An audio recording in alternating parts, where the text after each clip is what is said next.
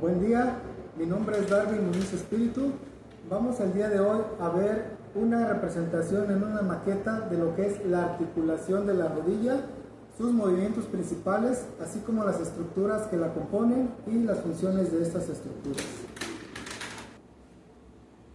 Bien, la articulación de la rodilla es una articulación de tipo sinovial que va a conectar tres huesos principalmente, que es el fémur, la tibia y la rótula o patela.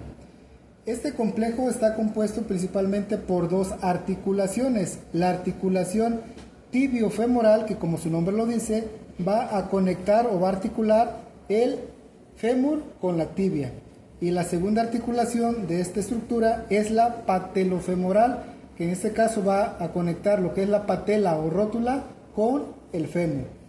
La articulación de la rodilla es una de las articulaciones del cuerpo humano que probablemente esté sometida a mayor estrés debido a que toda la articulación va a recibir mucha carga a través de todo lo que es el peso del cuerpo humano.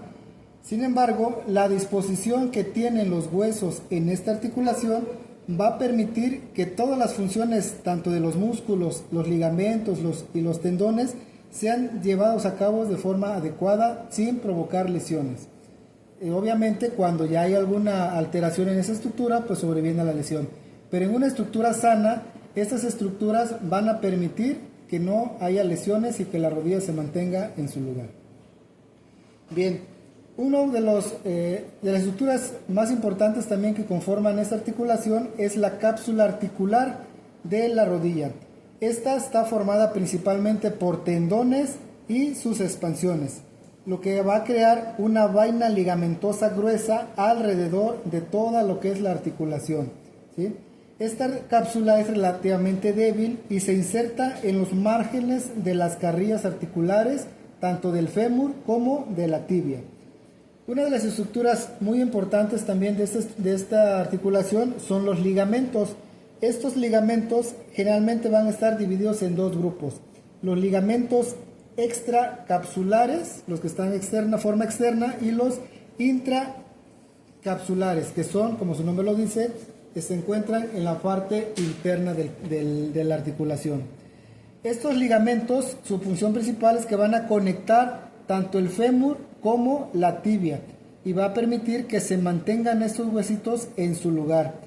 Lo que va a proporcionar, y una de sus principales funciones, es estabilizar y va a prevenir que se luxe la articulación, debido a que va a mantenerlos hasta cierto punto estables. Los ligamentos extracapsulares se van a encontrar, como su nombre lo dice, por fuera de la cápsula articular, y estos ligamentos, entre algunos otros, van a encontrar el ligamento patelar, los ligamentos colaterales, lo que es el tibial medial y los ligamentos popítleos.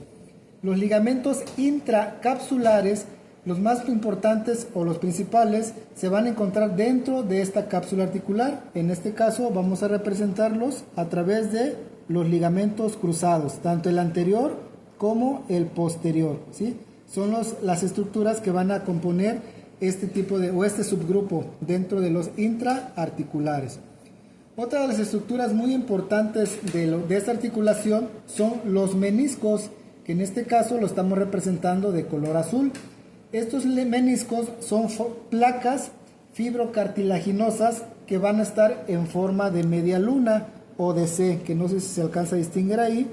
Estos meniscos van a encontrarse en las carillas articulares tanto del fémur como de la tibia. Y lo que van a permitir, o su función principal, es de absorber los impactos, ¿sí? Van a hacer una especie de amortiguación o de amortiguador para que estos dos huesos no choquen entre sí.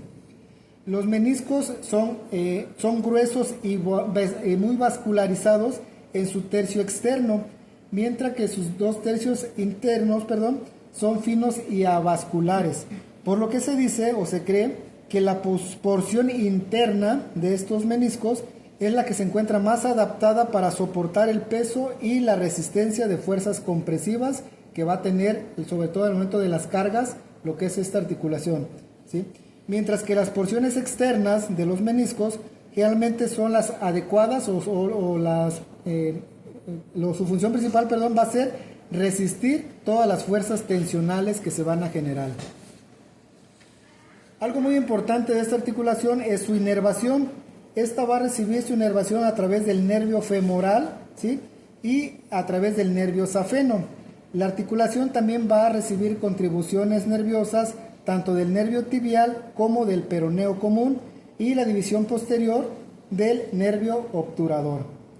Esta articulación como tal se encuentra muy vascularizada, generalmente derivada de una red articular que va a formar varias arterias a través de la articulación. Un tema muy importante de aquí es los movimientos que va a realizar la rodilla como tal. Por ser una articulación de tipo uniaxial, o sea que únicamente va a realizar como tal un solo movimiento, los principales movimientos de esta articulación va a ser lo que es la flexión y la extensión. Ahora, en algunas ocasiones va a permitir de forma limitada realizar la rotación medial, pero esta va a ser únicamente cuando la persona se encuentre flexionada o la rodilla se encuentre flexionada o en su última etapa de la extensión. Esto va a permitir que haya una pequeña rotación lateral cuando la rodilla se llega a desbloquear, ¿sí?, cuando nosotros flexionamos nuestra rodilla.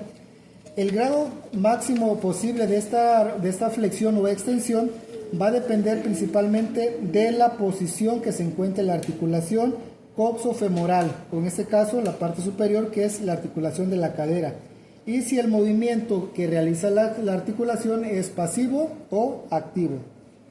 Referente a los grupos articulares, estos músculos principalmente van a ser los músculos flexores, que son el bíceps femoral, el semitendinoso y el semimembranoso.